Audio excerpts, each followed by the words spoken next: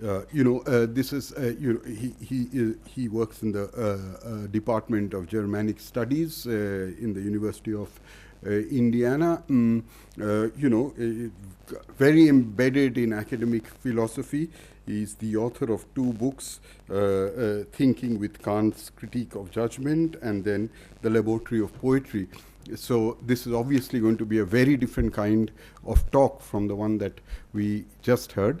So Professor Chaouli, please, will you? Thank you very much. Thank you. Is this okay here? Yeah, it's not. So thank you for the introduction. Thank you, Amit, for the invitation, and to all.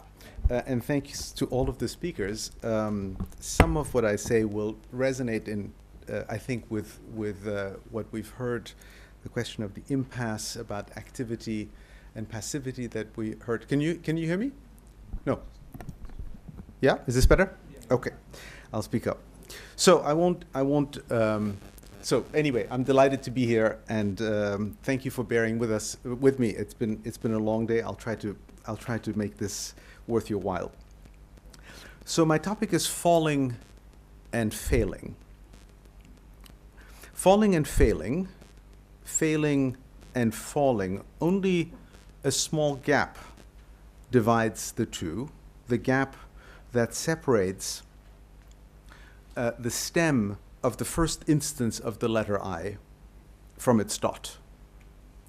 But what divides also connects. Close that gap with a mere hint of a stroke, and you've turned failing into falling. With another stroke, wipe off a patch in that L, and falling is failing once more. The stroke that divides failing from falling, the stroke that also links them, is a stroke of luck. It's lucky that the English language pairs these 2 words this way. It's thanks to an accident of linguistic history that the 2 look like twins. I couldn't have started my talk quite this way in another language that I know. But it's a happy accident. It's such a happy accident that failing and falling look and behave like each other's shadows that the greater wonder may be that not every language does the same. After all, do the 2 not belong to one another? Is it not true that for all of us, for you and for me, falling is, before all else, an instance of failing? And have we not all experienced falling first as a failure? Now have a look, and if everything works well, we should get the magic of the internet going. Maybe we'll go to this one that's already ready.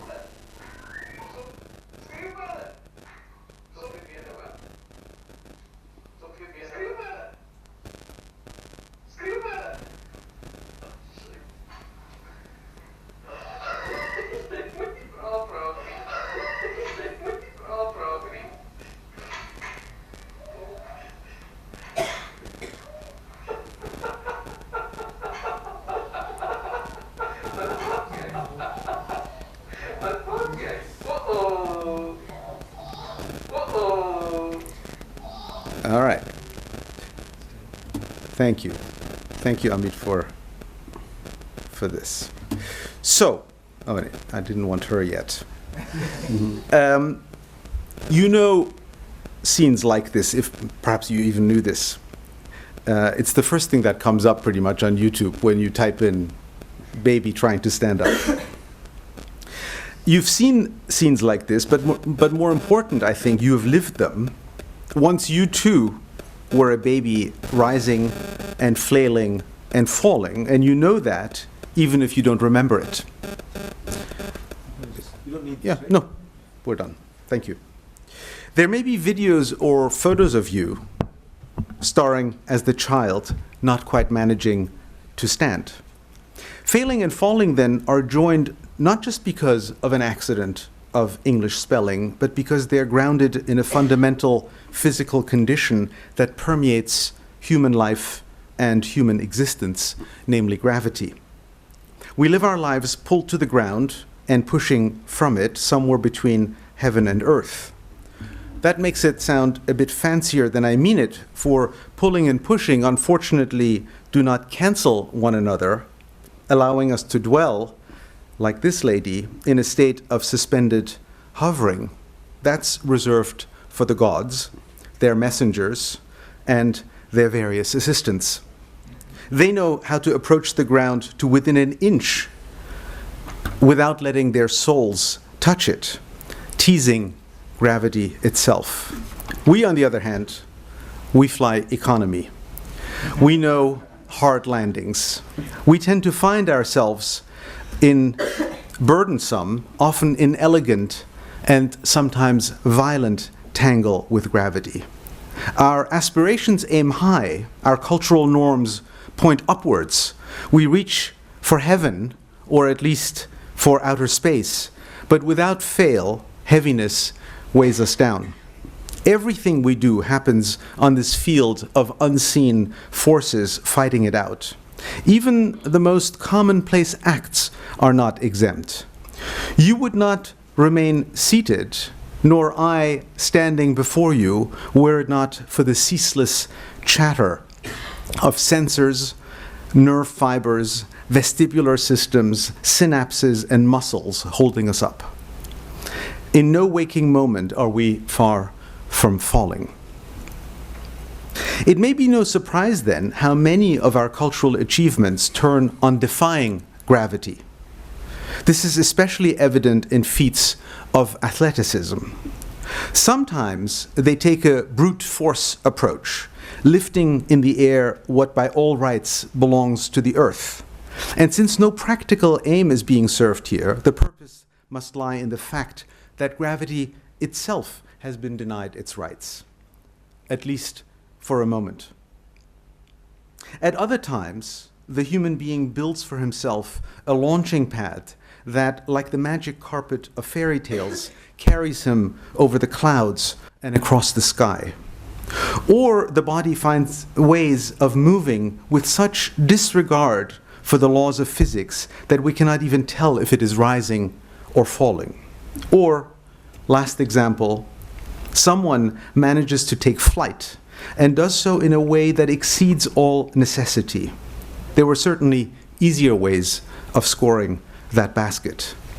Everything in this gesture signals superabundance, strength, beauty, boldness, and even insouciance. There is more of it all than what is needed to get the job done, which makes the gesture into a gift, a pure gift, and lucky those who were present to receive it. How does all this relate to falling and failing? Let's go back for a moment to a simpler case, at least seemingly simpler, to our video of the child trying to stand up. What is going on there? On the face of it, her fall documents a simple failure to remain upright. The muscles exert themselves, we can see that, but gravity prevails, and the body tumbles to the ground, a simple question decided by physics. Yet right away, you see how inadequate the description is to the scene we watched. There is much more going on. Note, for example, how persistently the girl applies herself to a task whose reward remains abstract. What awaits her on the far side of standing? There's no treat, and she is already holding a toy in each hand. There is, well, what? What prompts her to keep trying and keep falling? It's hard to say. And another thing, note how cheerfully she falls. Is that the face of failure? If so, then I need more of it. It looks as though she were in a game, though also not quite, since games tend to have rules, even if they remain unstated, and it is hard to see what shape rules might take here. Perhaps we're witness to a form of play, though here too one wonders, can such loss of control be integrated into playing. Perhaps, after all, this is just a form of failing. That is how philosophers, at least those working in the tradition that I know, the Western tradition, would understand this scene. They would see in it a display of the indomitable human urge to break the shackles of gravity and take an upright posture. Let other creatures seek the safety and stability of crawling and slithering. Human beings leave all of that behind to rise up, to raise themselves up. It is a heroic account, and everything that distinguishes human beings, power, knowledge, skills, technology, is thought to depend on the one move we saw the baby make, the move out of the crouch and into uprightness. Countless thinkers and writers have commented on this move. Let me quote just one, the German philosopher Johann Gottlieb Fichte, in a book he published 200-odd years ago. There he writes, "In my view, the human species has freely raised itself off the ground and thereby acquired the capacity to cast its gaze around itself, allowing it to take in half the universe in the sky, while the eye of the animal, because of its position, is bound to the ground, which carries its nourishment." Look how much Fichte draws from this one quotidian moment of getting to one's feet. Rising up, the human being raises itself above animals, literally and figuratively, earning a warrant for human dominion over the earth and the creatures that remain bound to it. But Fichte's first concern is not power, but knowledge. For by his lights, it is from knowledge that power flows. Before ruling over the earth, human beings look around and observe, for which they need to be upright. The straight back holds the head high, which lets the eye scan the heavens. If we follow Fichte's train of thought, we begin to see that the downward look of the animal and the upward look of the human being do not merely fix different objects, the source of nourishment here, the sky there. No, they embody different forms of looking. One is bound by earthly necessity, the other free to roam the compass of the world. Even when they do focus on the same object, they see different things because they go about the act of looking differently. In standing up to gravity, what matters is not that the total stock of what can be known grows. What matters, rather, is the change in the quality of what can be known and the manner of knowing. The animal's way of seeing, according to this account, is confined by instinct and shaped by the pressures of life. Human beings, however, once vertical, which is to say, really once human, by this account, are in a position, again literally and figuratively, to behold the heavens, not with an eye to putting it to practical use, say, to orient themselves, but as a phenomenon worthy of observation, contemplation, and reflection. A minute ago, we thought we were looking at a baby adorably teetering and tottering, and now we learn that in fact we were watching a human being raise itself into philosophy. But if that is so, then a fall is far worse than a mere failure. Since the human being falling out of its upright position falls not to the ground, but all the way into animality, into ignorance and bondage. We started with a child rising and tumbling as the primordial case of falling and failing, primordial because it is lodged in one of the earliest moments of our lives. Yet, as much as this experience is each of ours, nobody can fail in our stead, this moment is not ours alone, part of a personal biography, Fichte insists, but marks also the earliest point of the biography of the human species. Here is what he writes just before the passage that you see now. It has been asked if the human being was destined to walk on 4 feet or upright. I think he's not destined for either of these. It has been left to him as a species to choose for himself his mode of locomotion. A human body can walk on 4 feet. People have been found who have been raised among animals and who can do this with incredible swiftness. In my view, the species has freely raised itself off the ground. This is a case of a double origin, then, of ontogeny repeating phylogeny. By Fichte's thinking, each child straining to rise up reenacts a movement performed by the entire human species. But that in turn means that every sway and wobble we see in the video is not the child's alone, but repeats humanity's swaying and wobbling. When the child falls, it takes the human species down with it, which again makes us wonder about falling and failing. Many things fall: keys, spectacles, rocks, buildings, snowflakes, and in falling they exhibit the triumph of gravity over and the failure of anti-gravity. But they do not, generally speaking, pull down with themselves an entire species or class of things. There's something about the fall of the child, hence about the fall of the human species, that is both less and more than a failure. We can turn this idea around. The child can only fall the way human beings fall because human beings get themselves into a position from which they can fall.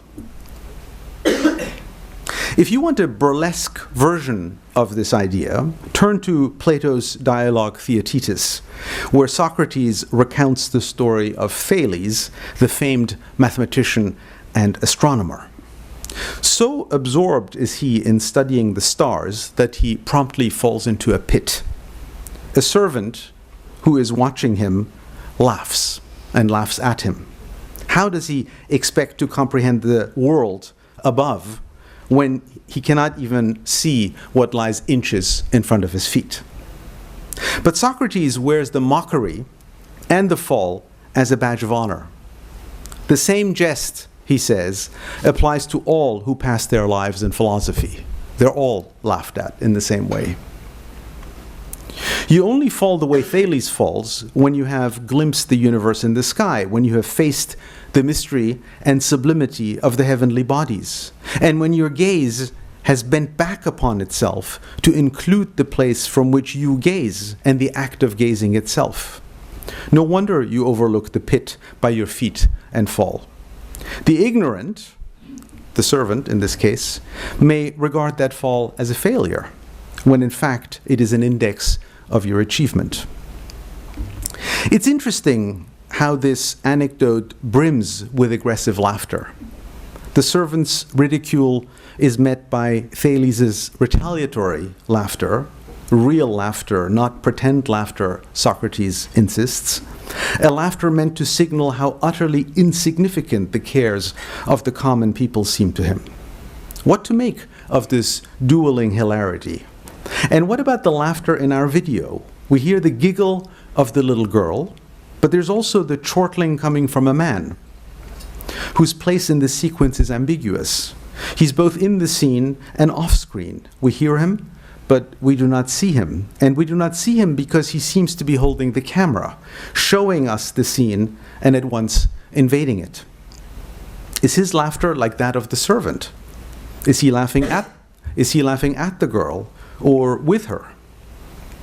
And we are invited to participate in the merrymaking. Why else post the video to YouTube?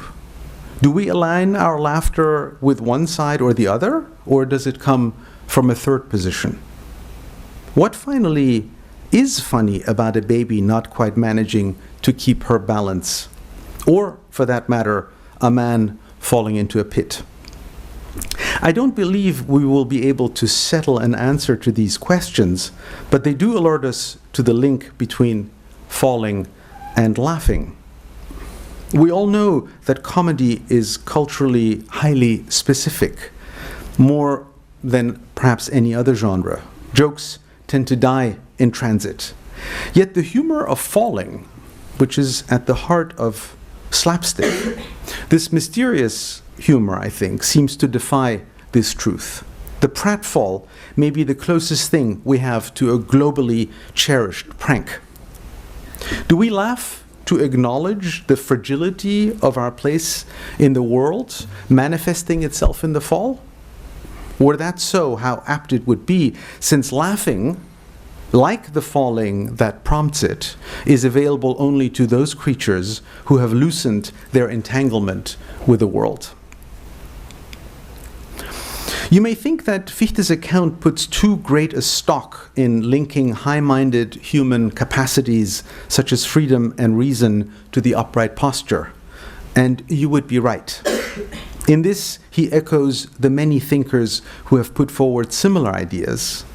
Yet he's unusual in acknowledging, at least implicitly acknowledging, the intimacy that exists between rising and falling. Yes, the human species, as Fichte puts it, and I quote, moves its life into the realm of light and keeps fleeing the earth, which it touches with that part of itself that is as small as possible. But it does so forever shadowed by the risk of falling. What is more, it is this risk that even makes the move into the light and away from the earth possible. Look how Fichte puts this.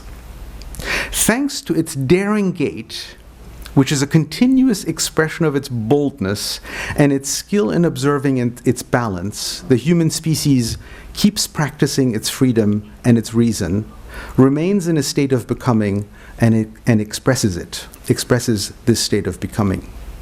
The human gait is daring, Fichte says, an expression of boldness. Why daring and why bold? We know the answer, because with every step, human beings risk falling. And with every sentence, this laptop risks falling, I feel. So I'm performing this, in fact, in front of your very eyes. I'm sorry about this, but it doesn't seem to want to stay up. With every step, human beings risk falling. Actually, this understates it. This risk is not a regrettable side effect of walking, something that might be managed away in some ideal state. Since to take a step, we need to jolt our already shaky position on 2 feet, dislodge one of the 2 pillars of our stability, which is actually a fragility, and throw our whole frame into an even greater imbalance. To walk, to dance, to skip, to run is to run a risk. Not only because you might fall, but also and mainly because to walk, to dance, skip, or run, you must let yourself fall. Our way of walking, Arthur Schopenhauer has said, is nothing but a perpetually hampered falling. There's nothing inevitable about the human species raising itself up. It is not our destiny, as Fichte insists. It's not our instinct. We could stay on all fours, safe and sound on the ground. Yet we try and try again, suffering one setback after the other, just so we can fall prey to the hazards of falling, to become imbalanced enough to go for a stroll, dash for a bus, kick a ball, or decide to waltz. You will have noticed that I've been talking more about falling and less about failing. At the outset, I said that falling and failing are joined in our earliest experience of getting off the ground, both as individuals and as a species. But as we have followed this train of thought, it has become clear that, though the one is never far from the other, they do not coincide. There are ways of falling that are not simply ways of failing. They are rather ways of being, ways of experiencing the world and acting in it. If Fichte, like much of the tradition of philosophy and anthropology to which he belongs and which he shapes, considers the act of raising oneself into the vertical as the moment that the human being steps out of the tangle of natural causes and into freedom, into the freedom of beholding a world, of even having a world, then falling does not simply cancel this act, rendering it a mere failure. Falling has its own texture and truth. It opens ways of experience and discloses the world in its own way. I'd like to conclude by suggesting that falling as a way of being, a way that courts failure without routinely succumbing to it, in fact describes some of the most significant experiences we human beings have, including the experience of encountering a work of literature, a painting, or a film. When you read a novel or watch a movie, you engage in an intricate dance of activity and passivity. Your experience of reading or watching or listening places you into the passive role of someone who endures the feelings and impressions that others bring about in you. You might be amused or absorbed, bored or dismayed. Either way, you believe to have suffered these feelings. Yet you also know how much practice and preparation go into reading and watching and listening, how much you need to do to be affected and moved in the right sort of way. If we sought to grasp this ambiguous zone between activity and passivity, we could hardly do better than reach for the experience of falling as we've been following it here. One last turn. The phenomenologist Maurice Merleau-Ponty offers an analogy apropos of a different sort of falling. What happens, he asks, when I try to fall asleep? Other than in exceptional cases, I'm not felled by sleep against my volition. Nor can I, as insomniacs can attest, simply will its arrival. Instead, I put myself in a position in which I may receive sleep. It is an important feature of Merleau-Ponty's thinking that this getting into position involves both the body, how and where and with whom I lie down, and the mind, how well I am able to keep my demons at bay. True, I do not put myself to sleep, but rather fall asleep, which registers this loss of willing and control. Yet I do not usually fall asleep the way that a brick falls to the ground. Rather, I allow myself to fall. I put myself into a place so that this falling can befall me. This getting into the right place, or getting into position, is itself not something that just happens to me, but is rather something I need to learn. In fact, it can take years of practice, of finding the right rituals, clutching the right objects, drifting into the right reveries, to learn to do something as seemingly simple and natural as falling asleep. Some of us, perhaps most of us, never master it. Falling asleep, falling in love, falling in step, falling into error, falling into place, falling in line, falling for a man or for a woman or for a story, are these ways are these all ways of failing? No doubt they maintain an affinity with failing, distinguished from it by a mere stroke of luck or of the pen.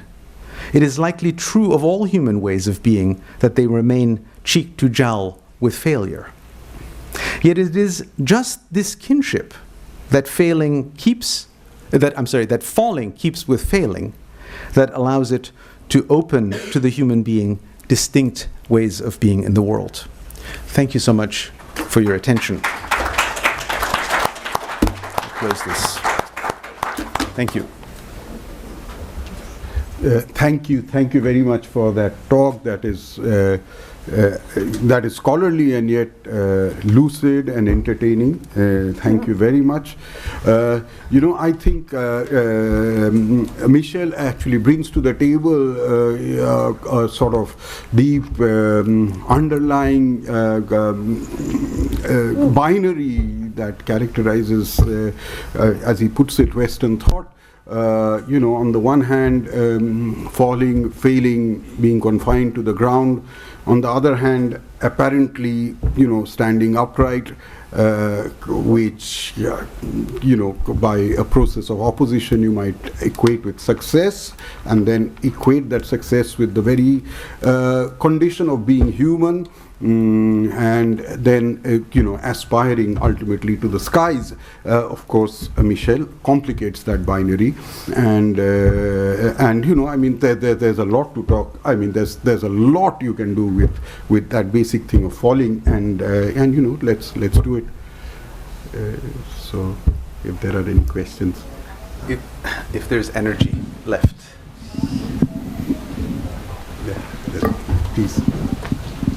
please go ahead.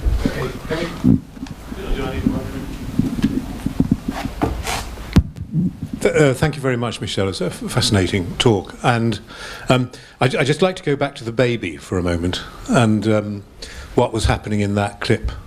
Because it seemed to me that the one transition that was occurring in that was a transition from falling to performing. It seemed to me, and this is part of a question about what the role of repetition is in this, that what the baby learnt from the response of others was that what she was doing was entertainment, and that there was a moment, therefore, when she decided to keep on doing it because she could see that somehow it was provoking a delighted response. And so I suppose I wanted to ask a question about what role the capacity to perform plays in the anthropology, in the philosophical anthropology that you were so brilliantly outlining in your talk. I don't know. It doesn't immediately ring a bell as an important dimension of this experience or of this move, because the creature raising itself up is thought, at least in this tradition, to lack the self-consciousness needed to do something like performance. And in fact, in this case, it is ambiguous. I mean, for everyone who's spent a lot of time with children, it's often very difficult to tell precisely what motivates these creatures. They are perverse, at least my kids were, in all kinds of ways, and you never know whether they are dumb or playing dumb. And you never know when that line is crossed. I mean, at some point it is crossed, and then you know that they're manipulating you. But here, this is a really ambiguous moment, because she seems to be also driven by her own pleasure in doing this, and it's a very strange pleasure because it's extremely difficult to control and replicate. Right? It's not something that you can exactly will. I was trying to think what experience that I've had recently comes closest to this, and the only one that I could think of was that of riding waves. So you know that when you ride the wave in the right, I'm not a surfer. I'm just talking about riding it with my body in a very elementary way that every child or anybody with a body knows how to do. But if you catch it at the right moment, then it takes you over, and you become a piece of flotsam. You become simply a body, and there is no resistance to the wave, and you are tossed about. That this would be experienced as pleasure, as it is by me, is actually a source of wonder, because it should be, by all rights, an experience of terror to be seized by the ocean in this way, and I suppose it can go wrong in some cases, and then it crushes you. That can happen, but that's the closest I could come to as a kind of a form of playing that involves this real loss of control, which happens here, and that can still be experienced as pleasurable. But other than that, it's very difficult for me to imagine why that would be so much fun, falling like this, right. And I hadn't thought about it, that maybe the fun also is an infectious fun that comes from the man, whoever it is. Though his laughter is itself, I think, ambiguous. It's a little mean, I find, to be truly empathetic. Though who knows if the child can tell? I don't know. The whole thing is very difficult to read once you sink into it. Yeah. I I think you can probably be heard, but I'm afraid I'm going to have to disagree with you. okay. I don't think it's ambiguous at all. I have to agree that I do think it's a performance, and I think it's and the reason, I think it's very different from what you describe as the surfing, the pleasure of, or whatever, body surfing or catching a wave, or just the sort of experience of losing control, which as adults we seem to reliably enjoy, or some people do. It seemed to me that what was going on there was that I don't think she would be laughing or screaming with delight unless there was an endorsement from the parent, or whoever it was, that you are going to succeed. So I think this is a case of the sort of failure that you know where success is guaranteed. And I think if she, I mean, and one has seen a child, at least my own children, trying to crawl or trying to stand and being frustrated instead. So I think what's being enacted there is actually a kind of endorsement of the type of failure that leads almost inevitably to success. And the child is enjoying it. I think she is performing, but performing in the sense her performance is predicated, in fact, on the endorsement and the assurance from the parent that this will succeed. So the parent knows that it will at some point succeed. Yeah. Though all parents are also nervous always, but in any case, they're mostly with the child standing up, not. But maybe if you have a child with some disability, it might not have been But the parent knows, but the child doesn't know that it will succeed, of course. But that's right? where the parent's signal to the child, I think, comes in. Yeah. Okay. That sounds to be Just plausible. Yeah. Just to disagree. Let me ask a question since there's a lull, and I'll try to sort of serve that. I was thinking, the image that came to my mind was a very, I'm sure you know about this painting, a very well-known painting by Van Gogh called First Steps, and it's about a child who's taking his first steps. There's the mother and the father, and he we don't know if he'll fall, if he won't fall, but these are the first steps he takes. It's one of Van Gogh's most joyous paintings, in yellow and green, and of course it's embedded, in a life of spectacular failure, because that's how Van Gogh's life was. So I would like to invoke another very central trope, not so much in Western philosophy as in, it's embedded in the Bible itself, the idea of the fall, which is a falling, yes, but it is also a sort of expulsion into the domain of the properly human. So this is a trajectory that's sort of working in the opposite direction from the one you outlined. That to fall,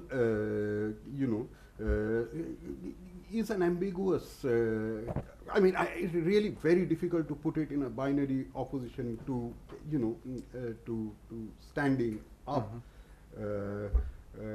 That failure, success. Falling, rising. These, can't be plotted really as in a set of simple, opposing trajectories. Well, I don't think so, and I don't think that I was trying that. The fall of man is a very complicated issue of interpretation, and very interesting. In relation to what we're speaking about here, Fichte's account is very interesting in essentially giving a story of the fall of man without calling it the fall of man, because both the stories are about the emergence from what one philosophical anthropologist, Helmut Plessner, has called the animal being one with itself. So the animal having no room to play, we could say, or no elbow room in a way. And so in Fichte's account, and I just chose him because very clearly and in a very economic way, he formulated this in a very quotable way. But in any case, it is about rising. And the biblical story is precisely about falling. But the outcome, which is to say that human beings issued at that point into history, into technology, right? So covering up, which is the first technical means, if you want, in human life, is introduced right there in the story of Genesis, and so on. So both of them are really about ways of unlinking the animal from or the creature from its immediate environment, and to speak with Heidegger, giving it a world, right? Now that the one story is going to be read as sinful by the Christian, by some Christian readers, and as original sin, this is clearly not the language that Fichte wants to endorse, and he speaks of it as a moment of freedom, as a moment of liberation, actually. But effectively, they signal the same point.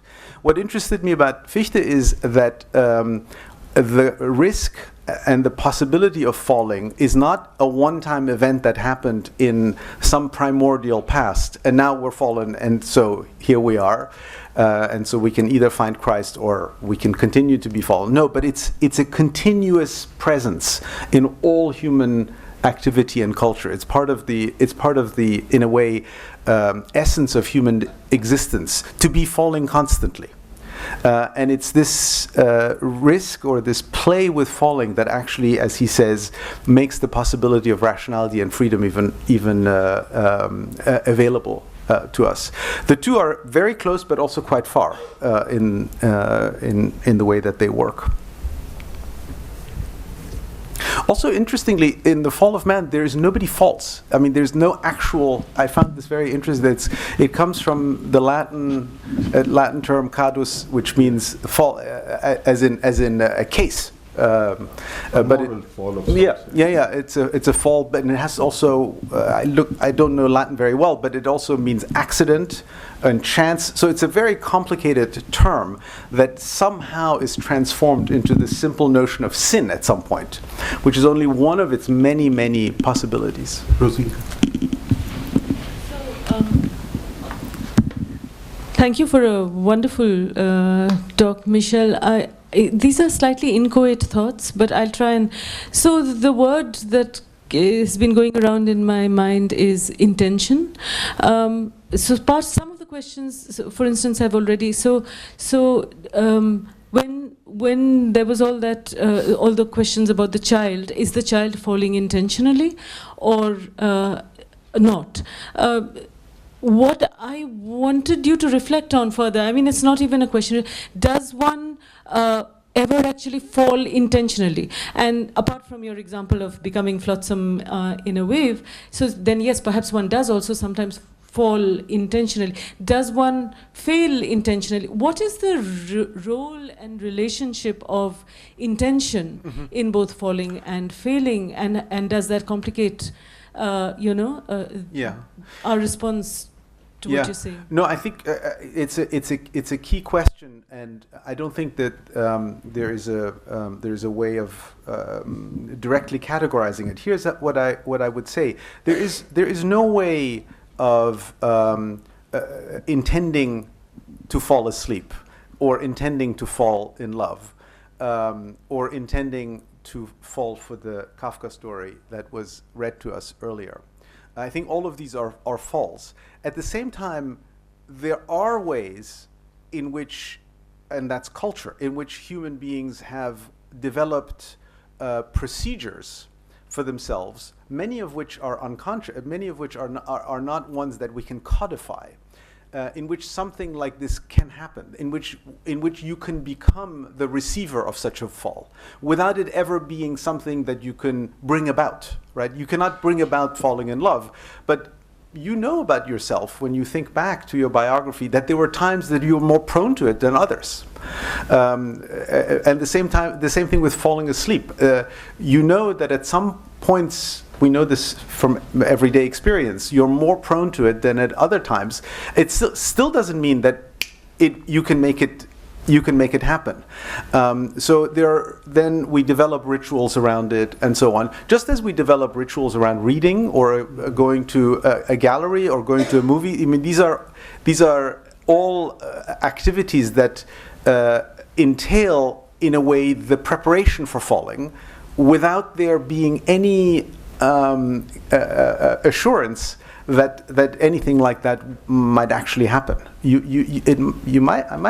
might be lying awake worrying about this talk, as much as I would like to be falling asleep. And so we all know this experience, but there's still a way that I can, and not willing it. This is what makes it so interesting to me as a zone between passivity and activity, without something like willing, but still put myself in a place where it could happen. There was a question there. And then,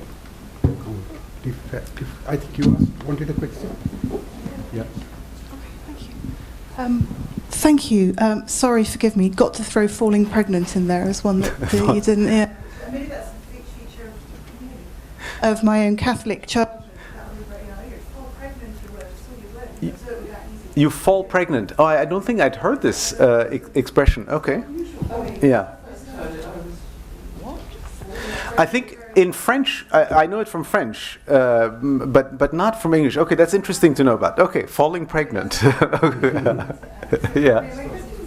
love the description of walking and running and locomotion as being controlled falling, and it feels something extremely precarious. And I suppose if there is a question, it's to do with the quality of then having to unknow that, or having to forget, because I have a hunch that if I now try to walk across the mountain, myself as doing controlled falling, I would fall. I mean, I would be a platform. It would be a loss of poise. So if there was, if it's anything about the quality of having then to forget those many repetitions of learning in order to keep one's poise. Yeah, right. So there is. Thank you. There is a whole literature in phenomenology around this, that learning. Really, I'm not saying anything new here, but learning consists in large part in developing muscular or ways of using muscles, so that a kind of a conscious control is no longer necessary, right? Yeah, I'll say there's a beautiful essay that I was going to go into, but at another time, by Heinrich von Kleist on the marionette theater, which is precisely about this. That his point is that marionettes can dance much more beautifully often than human dancers, and that's when the human dancers are seized by self-consciousness. And it's entirely an essay really about the human being precisely between the animal and or even the thing, the marionette, and gods. We're stuck in a way in this in-between space. And so maybe that's also part of comedy. Maybe one of the ways in which we can laugh about walking, think of the Ministry of Silly Walks, is somebody starts walking in a way as though they had never walked before. We can now see the walking again as walking, as controlled falling. That's what John Cleese is doing really in that skit. I'm just making this up actually as we speak. But it occurs to me that that's one of the things that we do, is we break this down again into something as though we had never seen it, or as though we had never done it before. Can I just say one thing about falling pregnant? I mean, the way I think it's used is one of the connotations of the failure. Very much. Yeah, I mean, it is about something you didn't want. Ah, I see. So there is a sort of link there between fall and fail, which, in fact, the first time we tried it gave me a real joy. Yeah, it's a failure. And I think it comes very, now I realise it comes explicitly from my Catholic. I heard you give the terms thrown out anyway, the convent school, and that was, it also has connotations of the fall. Yeah, and sort of, but she had nothing to do with it. Amit has a question. Amit, you. Thank you. It's a beautiful talk, and the bit about falling asleep is particularly close to my heart. I've spoken about this in connection with the thoughts on uselessness anyway, but I don't have a coherent point to make, and maybe this should be the moment to end this wonderful thing. But I just wanted to point out about the Fichte quote, which I'm encountering for the first time, but I'm very familiar with what he's saying. Sure. What you use the term Western tradition when you mentioned him. And I was thinking immediately of what you meant, and I was thinking, are there kind of counterparts? I'm not knowledgeable enough to know if there are counterparts of this kind of allegory of rising in other traditions. But certainly it's characteristic of Western tradition, and especially at this point of time, to come up with an image like this, to sort of to suggest mastery, among other things. Yes. So the animal is on all fours. Man is different from the animal by being able to rise, and the body being a kind of instrument, therefore, that enables man to be masterful. And I was thinking, how far back does this kind of imagery go about man? Let's say this is the arrival of a humanist moment, which will also lead to kind of imperialist kind of ideas, conflating the human with a certain kind of race that has mastery. Yes. But how far does it go back to other moments? And I was thinking of Antigone. Wonders are many, but none. Nothing is as wonderful as man. And I was thinking, what is the difference between Fichte's quote and the one from Antigone? And the one in Antigone, where the chorus says this, which is also an account of, in some ways, of man's amazing prowess and mastery, is that you feel extremely moved by that chorus, because you know that man is actually prey to the fates, and is always liable to be undone. In a way that Fichte doesn't seem to have any sense of, which makes his quote irritating, which I think you're also responding to by bringing in the trope of falling, and the fact that in rising we take the risk of falling. Yeah. May I just add one last thing to that, because it just completely dovetails into what Amit was saying. The other great myth, of course, which brings together falling and rising, is the Icarius myth. I mean, you fall in the very act of rising, and its articulation in that great painting by Bruegel. I mean, where this great human aspiration is really marginal. I mean, it's not even the center of the drawing. I mean, the center of the drawing is the painting is people going on with their everyday work lives. Yeah. Yeah, plowing fields or something. They're plowing the fields, and there's just this chap right at the like he's falling down. Yeah. So there's that dark laughter. I mean, which is not an attribute of a simple fall, but the act of falling in the very act of rising. In the very act of trying to reach for the sun. And Yeah, thank you. This would have been a different paper still with Icarus. About the Fichte, again, I don't want to defend him. I like to read and find the truth even in texts that I find difficult to endorse.